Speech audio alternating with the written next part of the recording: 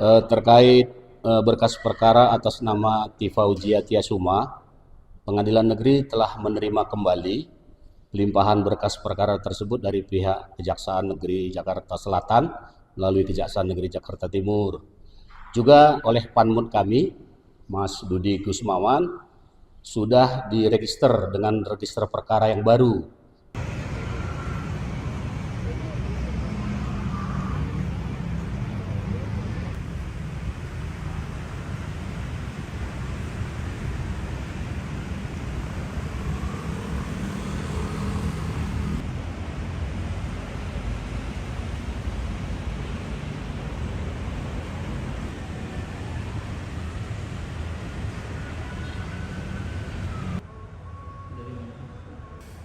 Buat sidang dokter Tifa.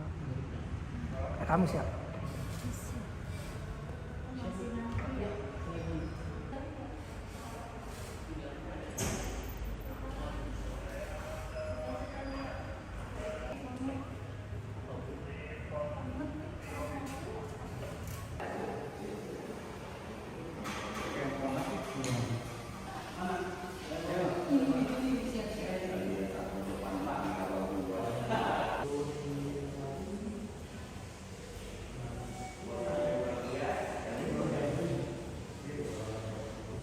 Pak Immanuel, terkait kasus pelimpahan berkas kembali Dokter Tifa, bisa dijelaskan Pak sampai saat ini seperti apa dan kapan akan disidangkan kembali Pak?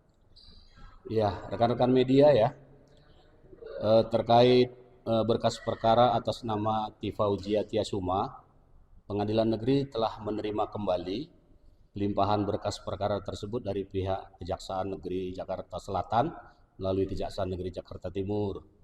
Juga oleh Panmut kami, Mas Dudi Gusmawan, sudah diregister dengan register perkara yang baru. Jadi untuk yang berkas perkara saat ini nomor 354 garis miring B garis miring 2026 garis miring PN Jakarta Timur. Kemudian Ketua Pengadilan juga sudah menunjuk majelis yang akan mengadili. Sama susunannya dengan majelis yang lama ya. Ibu Christina Endarwati sebagai Hakim Ketua Majelis, Rudi Rapli Siregar, dan Matilda Christina Katarina sebagai Hakim Anggota. Kemudian oleh Majelis Hakim yang ditunjuk juga telah menetapkan sidang pertama, yaitu direncanakan hari Kamis tanggal 6 Agustus 2026. Demikian. Untuk pengamalan sidang sendiri masih sama seperti kemarin atau gimana? Ya, karena pada persidangan sebelumnya kan kita sudah punya pengalaman ya untuk menyelenggarakan persidangan tersebut akan tetap sama. SOP-nya akan tetap sama. Dan untuk peliputan media sendiri masih bisa dilakukan live streaming sepanjang belum dilakukan pemeriksaan terhadap saksi maupun terdakwa. Untuk partisipasinya Pak, masih kita buat untuk seperti yang kemarin, ada tenda, ada penambahan kursi maupun penambahan media TV bagi rekan-rekan media juga biar bisa meliput dari situ. Masih Pak ya? Cukup.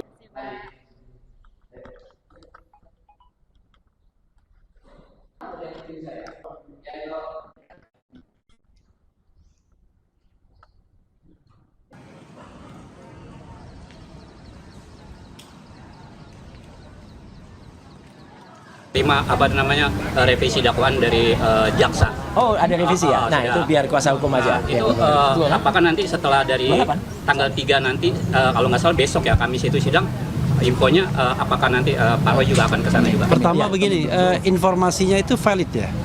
Baru tadi saya WA dari tanggal 28, Pengadilan Humas, Pengadilan Negeri Jakarta. Humas Pengadilan Negeri Jakarta Timur mengatakan bahwa mereka sudah menerima revisi.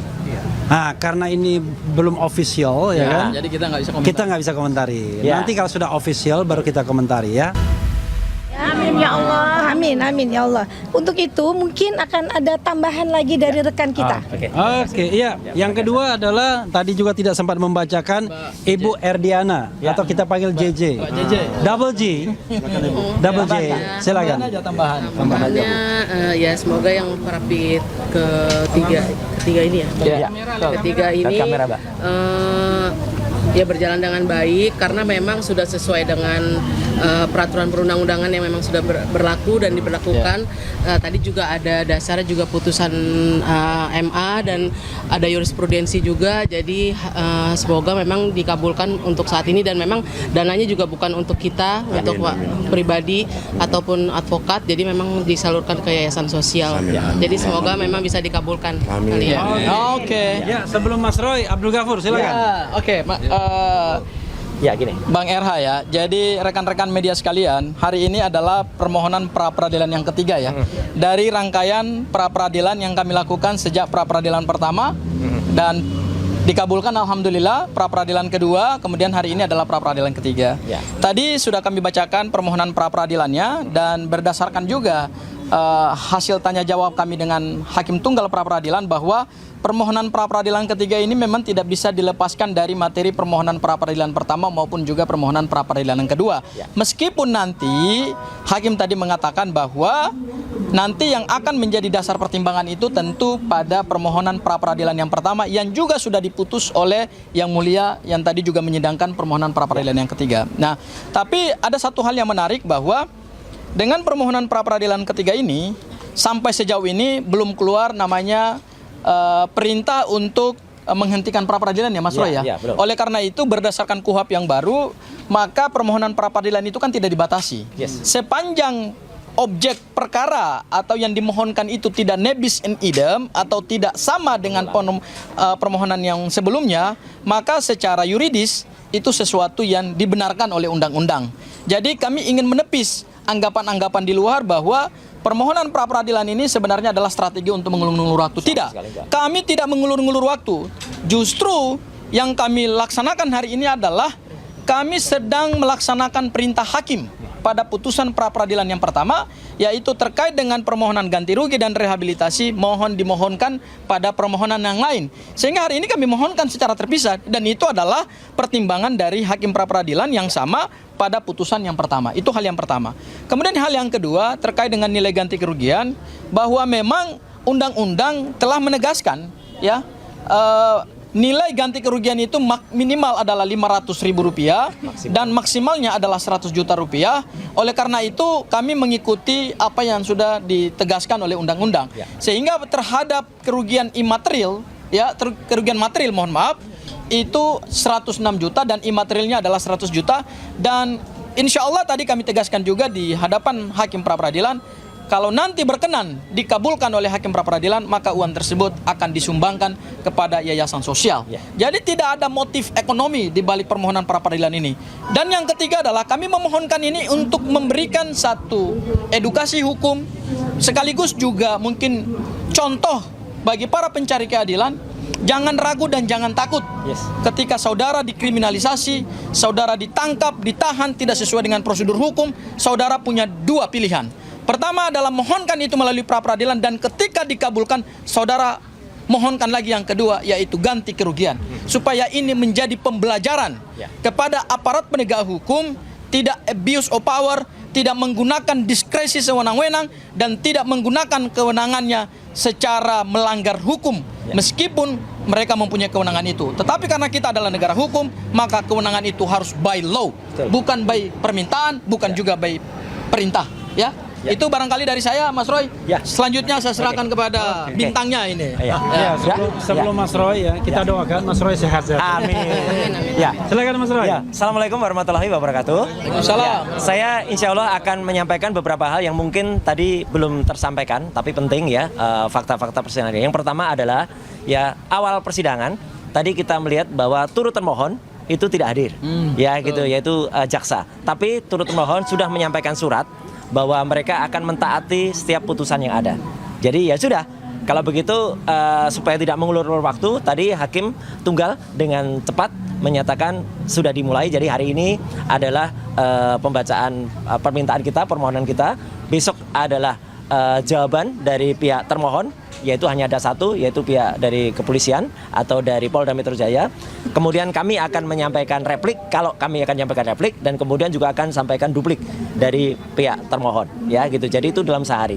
Jumat itu adalah bukti. Jadi kalau tadi ada beberapa teman media yang menanyakan bukti-buktinya apa Mas gitu. Nah itu tadi bukti-bukti yang sudah dibacakan ya, yaitu tentang adanya nota sekian, ada nota A, nota B yang totalnya adalah 106 juta, itu semuanya nanti akan kita sampaikan pada hari Jumat. Ya, dengan disertai adanya saksi. Siapa saksinya? Tunggu saja hari Jumat. Ya, gitu yang nanti akan ada. Nah, kemudian nanti hari Seninnya adalah saksi dari pihak termohon. Kemudian Selasanya adalah kesimpulan dari masing-masing dari kami dan juga dari pihak termohon. Dan kemudian Kamis adalah putusan. Kamis tanggal 6 Agustus itu adalah putusan. Nah, Kamis tanggal 6 Agustus itu ini memang menarik. Kalau sidang di Jakarta Timur itu juga kemarin berjalan, eksepsinya tidak diterima, eksepsinya misalnya jalan terus, maka konon 6 Agustus itu katanya ada yang mau hadir di Jakarta, ya toh katanya di sana. Tapi kita tunggu nanti, kalau enggak ya kesini aja dulu ya, ke Pengadilan Negeri Jakarta Selatan untuk mendengarkan keputusan itu. Itu yang pertama. Ya, yang kedua adalah yang ingin juga saya sampaikan ya, kami sekali lagi mengaturkan terima kasih atas semua pihak yang sudah mensupport ini semua ya, termasuk kepada Hakim Tunggal yang tadi juga bagus banget beliau itu memberikan pandangan, masukan kepada kami yang kemudian supaya tertibnya pokok yang kita mohonkan. Maka tadi beliau menyarankan ini saja, fokus saja ke sini. Itu bagus ya. Jadi menurut saya kami mengapresiasi itu semua. Dan yang ketiga ya, yang ingin saya sampaikan Jaja, setelah ini siang nanti jam 2 kami akan bersama-sama ke Pengadilan Negeri Jakarta Utara. Loh, apalagi itu? Ada tuntutan perdata atau gugatan perdata perbuatan melawan hukum terhadap seseorang. Ya gitu. Seseorang itu tadi sudah disebut juga di dalam acara. Salah satu dari 4 pelapor yang melaporkan saya, ya, bukan Joko Widodo, tapi salah satu dari 3 termul yang ada, ya gitu. Siapa dia? Nah, nanti ada di Pengadilan Negeri Jakarta. Dan itu sudah masuk sidang yang kedua ya, karena pada saat sidang yang pertama mereka tidak datang. Jadi itu penegasan dari saya, dan sekali lagi untuk menegaskan bahwa uang itu bukan hanya untuk kami terima saja, ya. Bukan untuk kami, sama sekali bukan untuk kami, tapi untuk yayasan yang bersangkutan. Maka sebagai wujudnya kami sudah ada kok uangnya, ada di sini. Nah, karena ini warnanya biru ya, ini warnanya juga biru, ya gitu. Jadi kita sampaikan kepada yayasan yang memerlukan. Jadi 206 juta rupiah itu ya diputuskan semua atau dikabulkan sebagian atau apa, yaitu terserah kepada Yang Mulia Hakim Tunggal Pak Iketut Darpawan. Sekian, terima kasih. Wassalamualaikum warahmatullahi wabarakatuh. Yayasannya apa kalau sudah ditentukan Pak? Yayasan yang menerima uangnya nanti akan kita umumkan. Ya, tapi yang jelas itu yayasan asli ya, bukan yayasan fiktif. Ya, gitu. Nggak ada. Nggak juga enak masa yayasannya sudah ditentukan sementara uangnya saja belum ada. Nah, iya kan? Jadi kan kita tunggu putusannya dulu, Pak. Kira-kira ada beberapa yayasan, Pak? Nanti akan ada rapatnya. Ya gitu, karena layaknya berapa, nggak mungkin kalau banyak banget kan gitu. Tapi juga mungkin tidak hanya satu. Kita lihat saja nanti. Saya kira itu ya, teman-teman semua. Oke. Apa itu? Tanggal 28 kemarin itu Pengadilan Negeri Jakarta Timur telah menerima revisi dakwaan dari jaksa. Oh, ada revisi ya? Nah, itu biar kuasa hukum aja. Itu apakah nanti setelah dari tanggal 3 nanti, kalau nggak salah besok ya, Kamis itu sidang, infonya apakah nanti Pak Roy juga akan ke sana juga? Pertama begini, informasinya itu valid ya? Baru tadi saya WA dari tanggal 28 Pengadilan Negeri Humas Pengadilan Negeri Jakarta Timur mengatakan bahwa mereka sudah menerima revisi. Nah, karena ini belum official ya kan? Jadi kita nggak bisa komentari. Ya. Nanti kalau sudah official baru kita komentari ya. Ada yang lupa, satu yang menarik hubungannya dengan Pengadilan Jakarta Timur. Tadi di antara pengunjung sidang ada salah seorang sahabat kami, rekan kami, yaitu pengacara dari Dr. Tifa, yaitu Pak Abdul Al-Katiri. Kenapa beliau hadir? Nah, itu nanti ada yang menarik. Saya nggak akan bocorkan ya. Silahkan tanyakan kepada yang bersangkutan. Apa ada pola yang sama yang akan dipakai? Tapi mungkin hubungannya dengan soal revisi tadi. Ya, oke. Saya kira itu. Oke. Ya. Oke. Terima kasih ya semuanya. Thank you.